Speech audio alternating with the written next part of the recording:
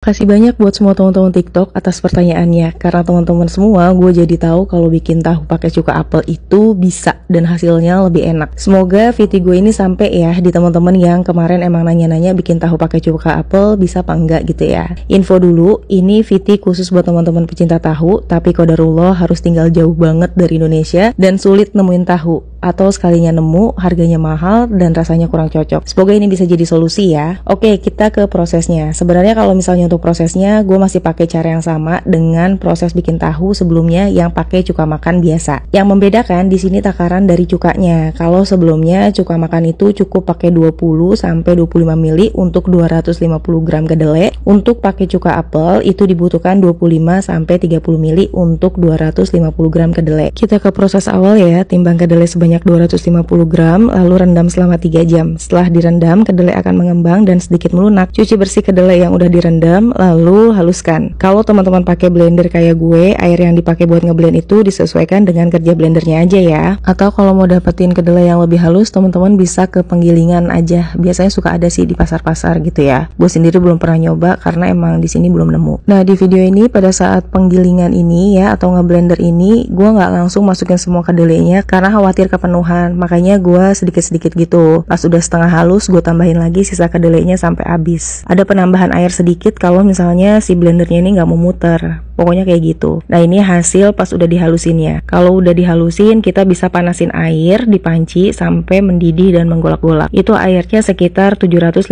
mili aja untuk awalan. Bener-bener harus mendidih ya teman-teman untuk airnya. Karena di proses berikutnya kita mau ngilangin bau langu atau bau si kacang kedelai mentahnya itu loh. Kedelai udah halus, air udah mendidih, tinggal dimasukkan nih kedelainya ke dalam air mendidih tadi, terus kita rebus gitu ya, kita masak beberapa saat sampai nanti dia menggolak-golak atau mendidih. Nah, setelah udah mendidih kayak gini, bisa kita langsung tambahin air lagi ya untuk perebusan. Tambahin airnya sedikit demi sedikit aja. Kalau gue itu untuk penambahan yang kedua itu gue masukin sekitar 500 ml air ya. Nah, nanti lanjut masak sampai menggolak-golak lagi, dan ketika udah menggolak tambahin lagi airnya. Karena takaran full untuk ngerebus kedelainya itu ada di 2,4 liter ya teman-teman ya. Kalau misalnya udah habis semua air yang kita masukin ke dalam panci untuk perebusan, masak terus sampai menggolak sambil dicek permukaannya. Kalau masih ada busa-busanya, dibuang aja busanya ya teman-teman, kayak gitu tuh. Jadi bener-bener nanti pada saat proses penyaringan yang pertama itu udah nggak ada lagi busa atau buihnya. Kalau rebusan kedelainya udah mateng, matiin kompor, tunggu 5 sampai 10 menit biar nggak terlalu panas. Lanjut ke tahapan berikutnya yaitu proses saring yang pertama. Nah, di proses saring yang pertama ini yang diambil tuh air kedelai atau sari kedelainya ya.